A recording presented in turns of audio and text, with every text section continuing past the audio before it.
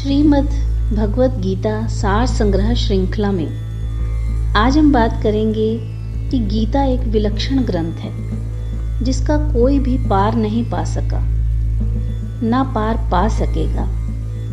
गीता में जितना भाव भरा है उतना बुद्धि में नहीं आता, जितना बुद्धि में आता है उतना मन में नहीं आता, जितना मन में आता है उतना कहने में नहीं आता।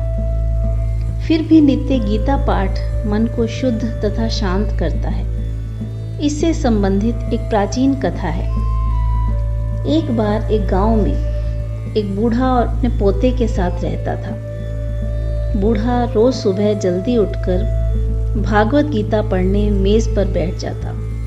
उसका पोता दादा को देखकर बहुत प्रसन्न होता था तथा उसके जैसा बनना चाहता था, इसलिए पोता दादा की तरह सब कुछ करने लगा।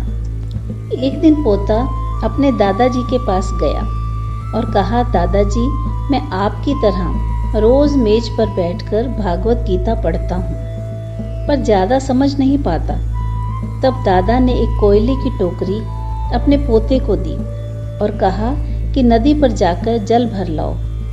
दादाजी ने जैसा कहा पोते ने वैसा ही किया, पर टोकरी का सारा पानी घर तक आते आते निकल गया। दादाजी ने मुस्कुराते हुए वापस नदी से जल लाने के लिए भेजा, लेकिन इस बार उसने थोड़ा तेज चलने की कोशिश की। एक बार फिर पोते ने प्रयास किया तथा दौड़ कर आया, पर घर आने पर टोकरी को खाली ही पाया।